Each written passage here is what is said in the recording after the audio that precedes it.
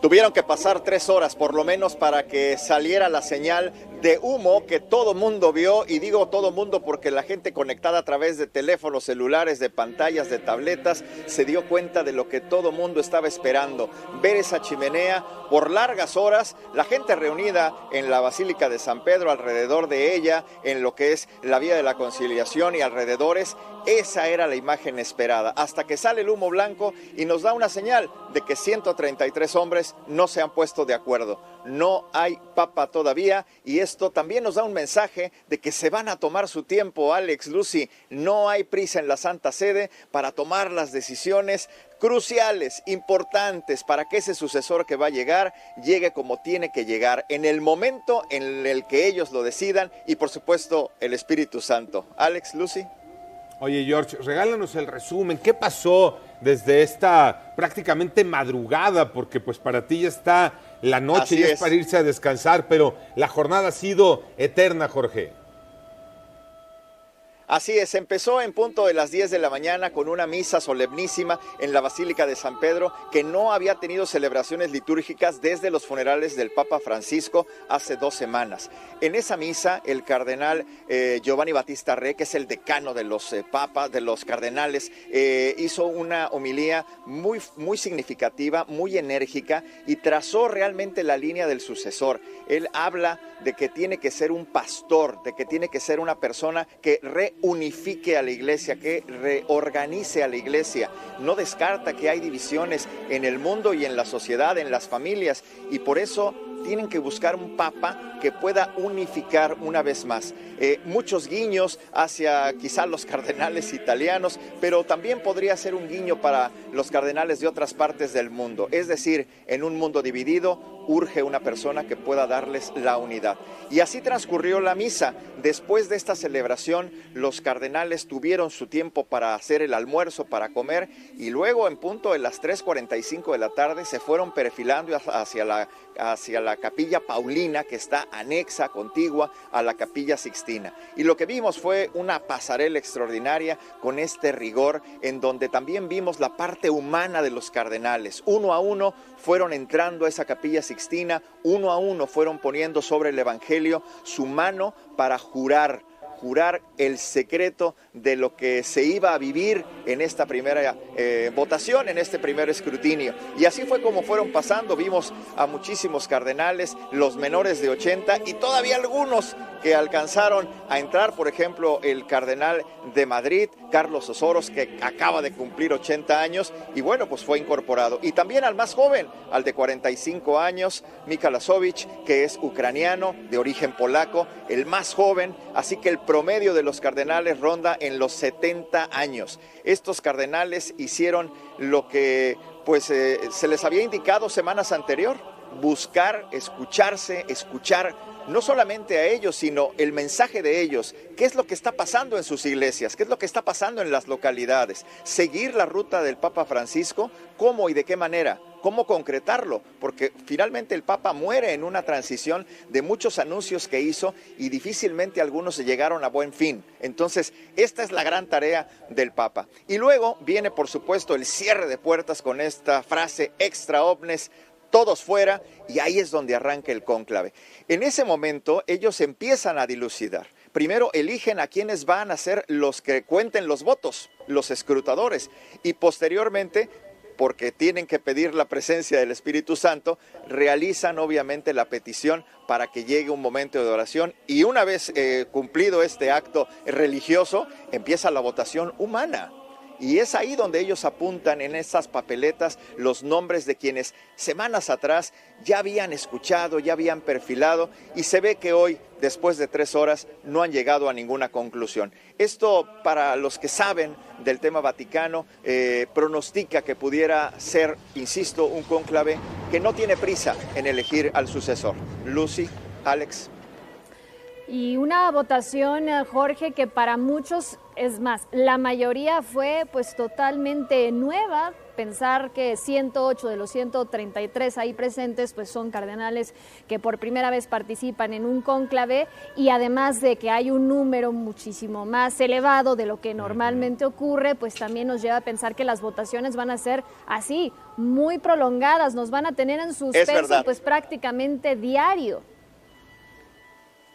Es verdad, y además este ingrediente que tú tocas es muy importante porque en efecto quienes votan por primera vez pues no conocen el protocolo de la votación. Hay cardenales que fueron elegidos por el Papa Juan Pablo II, otros por Benedicto XVI. De alguna manera y alguna experiencia han entrado ya a alguna reunión de este tipo. Por ejemplo, el cardenal Aguiar, el cardenal primado de México, me decía, es la primera vez que yo participo en un cónclave. No es que sea inexperto, pero es que el protocolo de suyo es nuevo para quienes por primera vez han tenido el birrete cardenalicio, Lucy.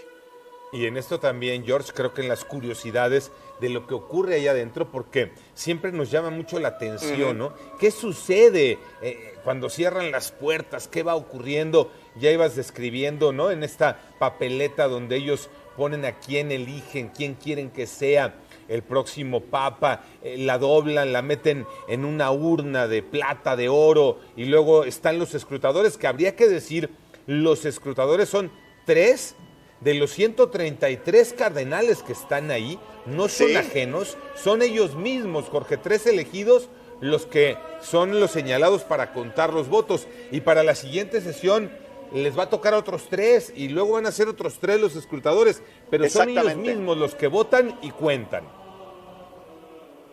Exactamente. Y volviendo a las curiosidades, pues vamos a la parte humana, Alex, Lucy. Son hombres cuya edades promedio son 70 años. No pudieron ir al baño, no pudieron tomar agua, no pudieron probar alimento. Por lo menos en 3 horas que estuvieron encerrados, pero por lo menos 5 horas desde que estaban en la Sala Paulina, y que no tienen contacto con el exterior, y que no tienen idea si es de día o de noche, si hace frío o calor, porque están encerrados y sin poder hablar, que esto es otra de las curiosidades. Ellos solamente pueden apuntar.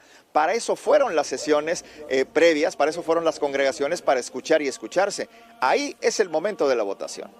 Sí, incluso también, no solamente es no hablo, es casi ni te veo, porque cualquier mirada, cualquier gesto, cualquier guiño puede provocar que alguien lo note como una señal de ¿qué me quieres lanzar? Claro. ¿No? Bola curva, bola baja, una recta, ¿por dónde nos vamos? Entonces, por eso incluso en el protocolo es tan estricto que cuidadito y andes viendo de manera distinta como se tiene que ver, George.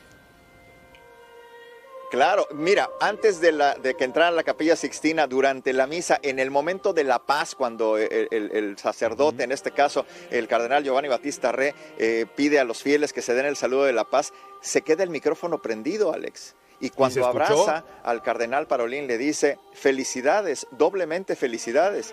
Y hasta donde sabemos no es su cumpleaños. O sea, se filtró, pues, ¿no? Entonces, este gesto te pone un ingrediente con el que entran a una reunión secreta, ¿no? Sí, de hecho también, dime si no, perdóname Lucy, le alcanza a decir, y buena suerte. Sí, doble buena suerte, ¿no? Sí, pero precisamente aquí lo hemos platicado, entran muchos papas, pero realmente pues salen cardenales, ¿no? Y yo creo que aquí va a ser la clave ver lo que ocurre el día de mañana. Muchos creen que incluso mañana pues será el día decisivo para ver si alguno despega o no, y si no, pues podríamos extendernos hasta el viernes. Y nada más platícanos, Jorge, ¿qué ocurriría en el caso de que pues sigan las votaciones y no veamos ese famoso humo blanco? Qué interesante, porque si efectivamente llegan al viernes y no han decidido, tendrán el sábado para la reflexión. Y esto es un anuncio todavía más, es un mensaje para decirle a la gente al interior del Vaticano y al exterior del Vaticano. Se reunieron más de 150,000 personas, Lucy, que están aquí esperando si sale humo blanco o humo negro. Es mandarles el mensaje de la Iglesia no tiene prisa para decidir quién va a dirigir los destinos de estos millones de católicos en el mundo. Porque mucho, y ya lo hemos discutido, Jorge, mucho la tendencia es hacia dónde y con quién va a ir la iglesia, ¿no? Si va a seguir estos pasos de Francisco, literal, pasos incluso de los zapatos que va a escoger, ¿se va a volver a poner el zapato rojo o no? Exacto. ¿no? Por ejemplo, en estas cosas y que podrían parecer muy sencillas, pero que todo tiene un mensaje, Jorge. Totalmente, o si vivirá en Santa Marta o regresará al Palacio Apostólico, si usará el crucifijo que usaba cuando era cardenal o si elegirá uno con piedras brillantes. Qué difícil decisión, porque cualquier gesto que haga es la continuidad y entonces no tiene personalidad propia, o es que rompió naturalmente con lo que dice el Papa Francisco. Difícil, ¿no? Para quienes van a tener esa responsabilidad, para quien va a tener esa responsabilidad. Me parece que el que se hayan tardado, el que se hayan dado el tiempo suficiente para esta primera votación, aclimata, serena los ánimos de quienes ansiosamente han puesto en las portadas de los periódicos o se han aventurado a sacar las fichas como si fuera un juego de azar, ¿no? Ahora, también, pues ese es el dilema que sabíamos de entrada iba a reinar a lo largo de este cónclave, porque tú mencionabas hace un momento, se busca al nuevo pastor, pero la realidad es que la Iglesia Católica también necesita un gestor, y si tomamos en cuenta todos los conflictos que reinan en el mundo, en la escena internacional, la geopolítica, no es nada más poner en la balanza si se sigue o no con el legado de Francisco. Hay muchas otras variables. Claro. Totalmente y absolutamente. Y alargo más el comentario que tú has puesto sobre la mesa. Un gestor, un administrador, un jefe de Estado, porque es un país que tiene sus reglas, que además cuyos fieles o cuyos habitantes, aunque no estén geográficamente en este territorio, pertenecen por su fe al Vaticano. Entonces, claro que necesitamos un pastor, los que somos católicos, pero también un ejecutor, un administrador, un buen ecónomo que ponga orden en una curia que por lo pronto o antes del cónclave ya parecía hacer algunos movimientos no propios de la Iglesia, ¿no? Sino más humanos, de poder o de ajustes, ¿no? Muy humanos más que pastorales, ¿no? Ahora, creo que ahí está muy claro el tema de formar gobierno, ¿no? Porque lo que se necesita es, además de lo pastoral, un jefe que vaya guiando al rebaño, ¿no?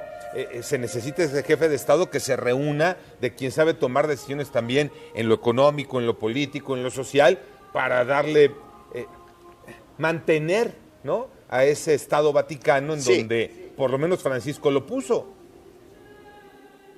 Claro, de ahí que algunos se inclinaban precisamente por estos italianos, por este grupo de italianos que sin duda son muy estudiosos, muy académicos, muy diplomáticos, pero también en la otra ala, Alex, Lucy, pues hay otros cardenales que son muy misioneros, y cuando tú vas a misión, pues tienes un termómetro distinto al que tienen en el escritorio, y cuando tienes una misión tienes que ser bilingüe o trilingüe para poder tener la comunicación. Es decir, cada uno de los grupos, si es que existen, o cada uno de los cardenales tiene sus virtudes, tiene sus habilidades. Yo decía en la transmisión especial que la gente generosamente nos siguió, ¿quién va a ser mejor el Papa que venga que el Papa Francisco? Sin duda, no tengo la menor duda, como Juan Pablo II fue mejor que Juan Pablo I o Benedicto mejor que Juan Pablo. No se puede comparar en lo humano, sino en el aporte que le da a la Iglesia. Lo que escribió Benedicto XVI hoy sigue siendo motivo de estudio para los filósofos, para los doctores. ¿Por qué? Porque es un contenido a lo mejor no tan popular, ¿no?, como el que hizo Francisco, o no tan afable como el que logró en las masas Juan Pablo II, pero de suma importancia, ¿no?, para el análisis, para la crítica. ¿Mañana a qué hora, George? A las 10 de la mañana. Yo creo que hoy van a caer rendidos los cardenales. A las 8 ya tenían programada la cena, llegaron un poquito tarde y no hay televisión, no hay radio, no hay prensa. Yo creo que tendrán que descansar. Ellos empiezan también muy temprano con las oraciones de la mañana, tendrán su desayuno. A las 10 me parece que es una hora muy propicia para que se encaminen, y pues seguramente por ahí del mediodía podamos ver una vez más esa fumata, esa chimenea que ha traído la atención de este miércoles, no solamente aquí en el Vaticano, sino en muchas partes del mundo.